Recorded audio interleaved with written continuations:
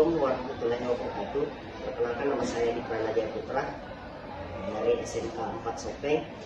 Saya adalah peserta calon guru penggerak angkatan 9 dari Kabupaten Sopeng. Kegiatan kali ini adalah kegiatan percakapan pra-observasi.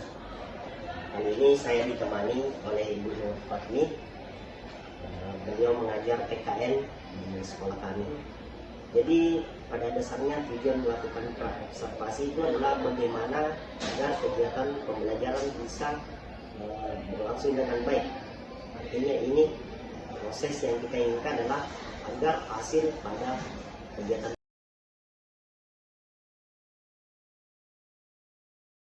pembelajaran kita itu didapatkan yang terbaiknya. Nah, kali ini saya akan memberikan pertanyaan-pertanyaan kepada Ibu Nur Fatmi terkait dengan kegiatan percakapan pra-observasi kita pada kesempatan kali ini. Ada beberapa pertanyaan yang saya tanyakan Ibu Nur Fatmi. Pertanyaan pertama yaitu tujuan yang ingin dicapai dalam pembelajaran yang diberikan oleh Ibu Nur Fatmi. Ya, terima kasih. Assalamualaikum warahmatullahi wabarakatuh. Adapun tujuan yang akan diperoleh nanti setelah peserta didik melakukan proses pembelajaran adalah memaparkan hakikat keberagaman di Indonesia. Jadi kemudian saya ingin tanyakan lagi ada perkembangan yang ingin dilakukan Ibu Nur Fatmi selama proses pembelajaran. Iya, baik. Perkembangan yang harus yang akan kami lakukan adalah mulai dari pengetahuan, yaitu peserta didik dapat memahami keberagaman di Indonesia. Kemudian keterampilan dapat membuat video tentang keberagaman di Indonesia. Kemudian sikapnya adalah bahwa siswa bisa atau dapat saling menghargai dalam perbedaan atau keberagaman yang ada di Indonesia. Ya, baik. Jadi untuk area pengembangan ini Ibu Nur Fatmi merencanakan untuk pengetahuan dan keterampilan ya. Kemudian untuk dalam proses rancangan pembelajarannya, ini bisa dijelaskan sedikit? Baik, dalam proses pembelajaran ini nantinya saya akan menggunakan model pembelajaran yaitu project based learning yang terintegrasi dengan pembelajaran berdiferensiasi berbasis sosial emosional learning. Baik, nah selain itu yang saya tanyakan juga adalah mengenai media pembelajaran yang dimanfaatkan nanti pada saat kegiatan pembelajaran. Ya, baik. Medianya nanti ini adalah karena ini adalah tentang keberagaman di Indonesia. Nanti diharapkan melihat dengan keterampilan tadi bahwa siswa dapat membuat video keberagaman, maka media itu yang akan saya berikan ke siswa adalah bagaimana contoh video tentang keberagaman di Indonesia. Kemudian ada laptop, LKPD serta proyektor. Jadi di sini Ibu Nur Fatmi menggunakan media LKPD ya. Iya. Jadi memberikan tugas kepada siswa dan siswa mengerjakannya secara berkelompok ya. Iya.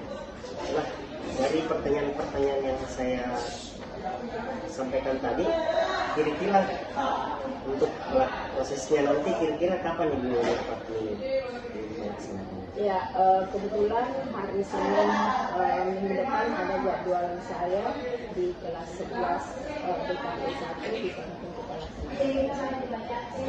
Jadi mungkin butuh durasi 1 minggu ya. Iya. Dari percakapan singkat kita kali ini, kira-kira Ibu Nur Fatmi apa yang didapatkan? Ya, dari percakapan ini saya mendapatkan bahwa terkait kegiatan pra-observasi ini, dan insya Allah nanti akan kita lanjutkan pada kegiatan proses pembelajaran 1 minggu ya ke depan. Jadi nanti akan saya juga tetap mendampingi Ibu Nur Fatmi di dalam proses pembelajaran untuk melihat kegiatan pembelajaran yang disampaikan saat ini. Jadi selanjutnya Saya ucapkan terima kasih banyak atas waktu yang diberikan kepada saya. Sekian, assalamualaikum warahmatullahi wabarakatuh. Keberagaman yang akan kalian pilih sebentar ya. Misalkan ada yang ingin memilih tentang keberagaman di Sulawesi Selatan, ya. Kemudian ada yang di Sumatera, misalnya ada di Aceh, ya, misalnya, atau di Bali. Nah, kalian bisa lihat nanti kalian bisa melihat bagaimana rumah adatnya, ya, bagaimana bagaimana latar belakang budayanya, bagaimana boleh dibayangkan ciri khas makanannya, daerahnya, bisa juga rumah adatnya, kemudian pakaian adatnya, bisa juga dengan bahasa dan agama yang dianut di masyarakat tersebut. Ya, silakan ya dikerjakan. Ada hal-hal yang dikerjakan, silakan.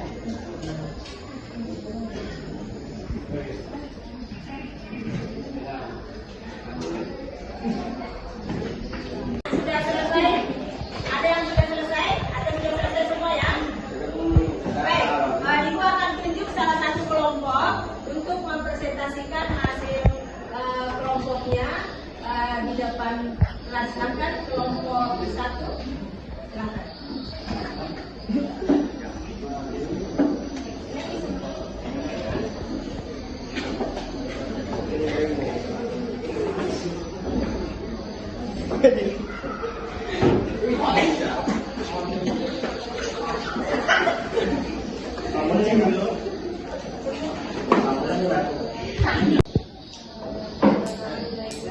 Keberagaman budaya Bugis. Apa yang akan kita angkat di situ? Ya, tentang bahasa, agama yang dianut, adat, ya.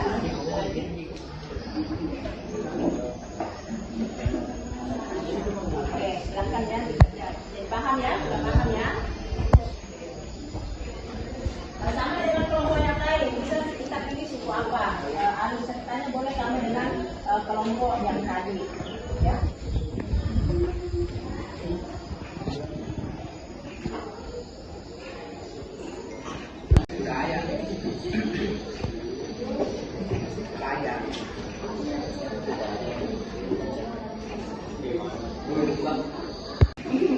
Assalamualaikum warahmatullahi wabarakatuh.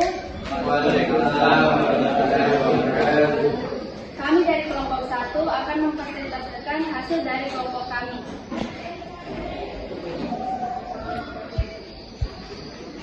Sebelum kami membacakan hasil dari kami, izinkan kami untuk memperkenalkan anggota kelompok kami, saya sendiri yaitu Yudasari dan teman saya Andina Lekeda Ufaira, Yulianti dan Rahmayanti. Judul Denika Tunggal Ika, Keberagaman Budaya Bugis. Pendahuluan latar belakang daerah Bugis di Sulawesi Selatan adalah tempat di mana berbagai tradisi, bahasa, dan adat istiadat hidup berdampingan. Tujuan video menyoroti keindahan dan keunikannya.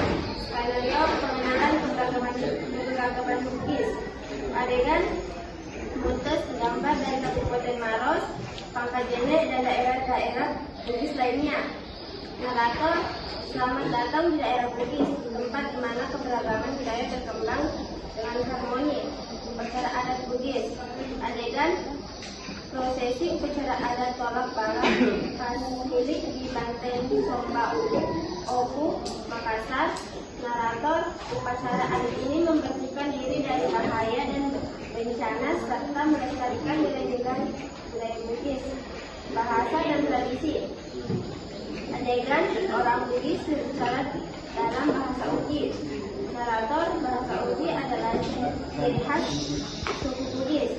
Tradisi perang, seni tarian, dan musik juga memperkaya budaya mereka. Sistem kepercayaan. Adegan orang Bugis berdoa di masjid dan melibatkan kepercayaan tradisional. Narator, meskipun mayoritas Muslim, masyarakat Bugis juga mempercayai dewa-dewa dan menghormati adat istiadat, pakaian adat dan seni tari. Adegan model mengenakan pakaian adat Bugis.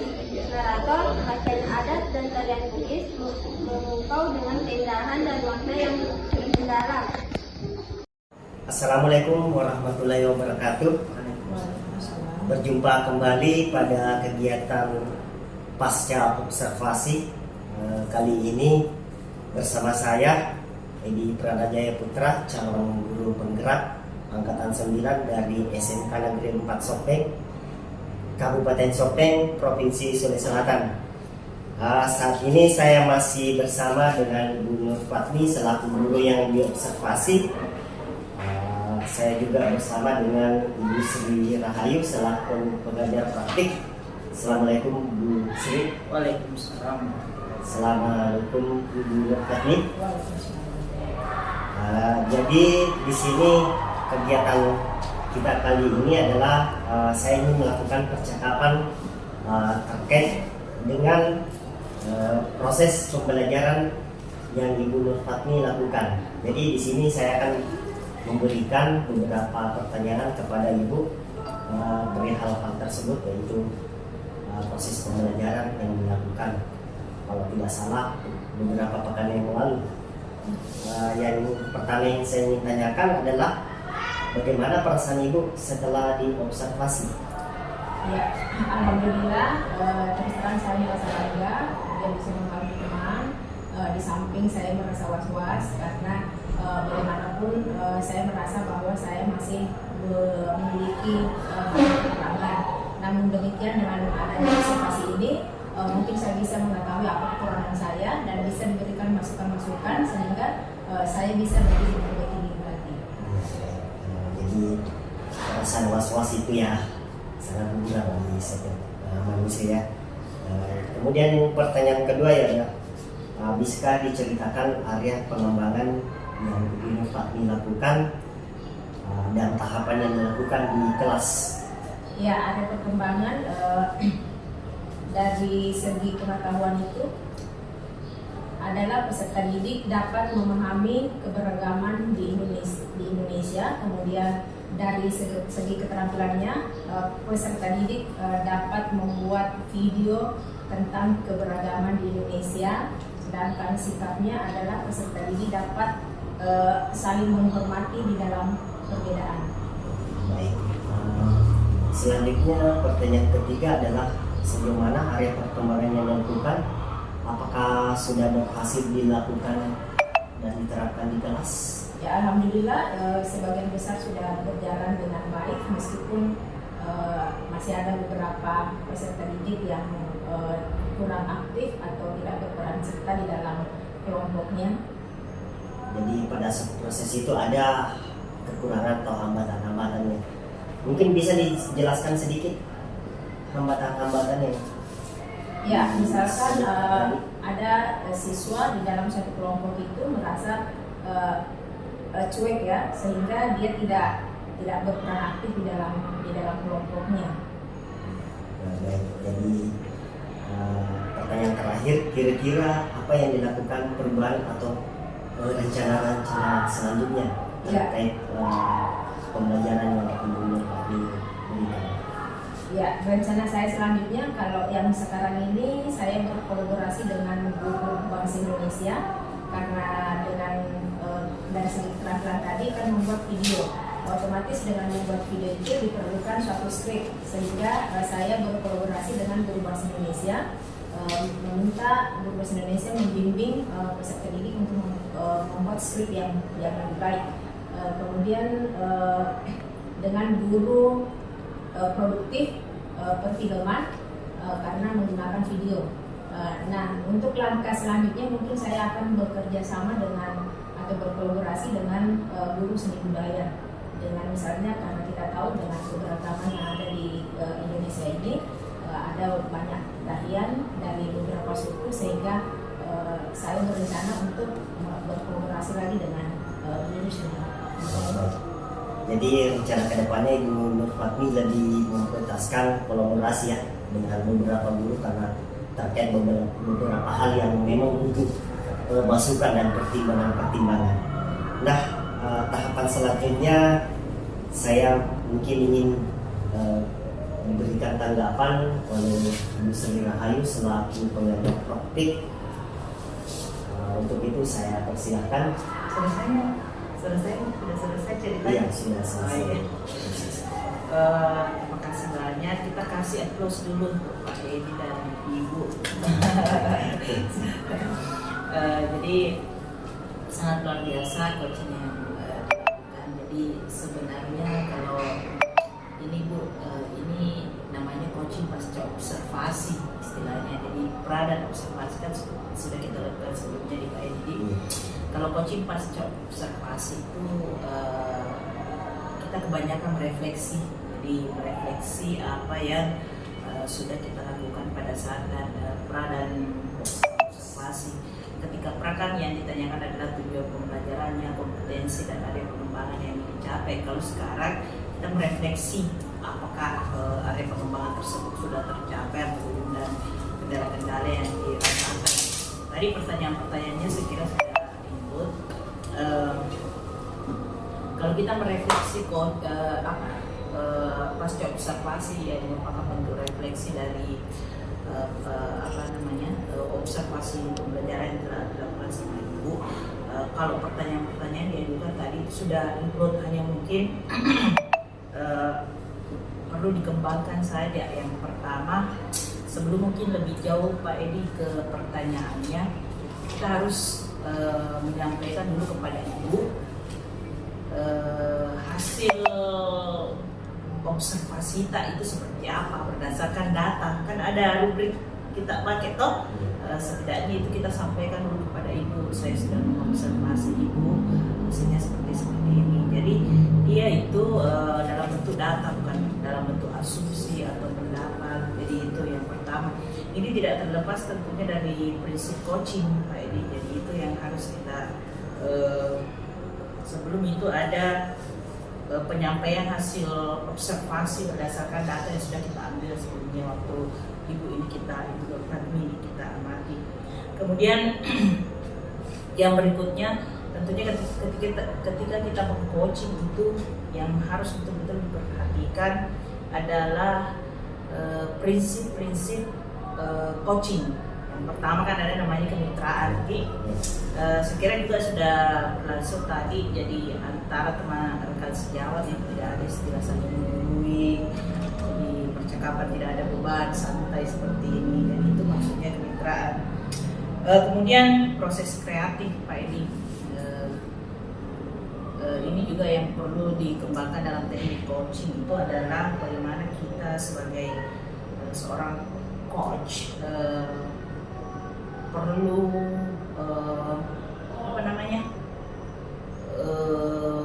istilahnya cocok tadi, kita jangan terlalu coachnya tidak perlu terlalu banyak bicara.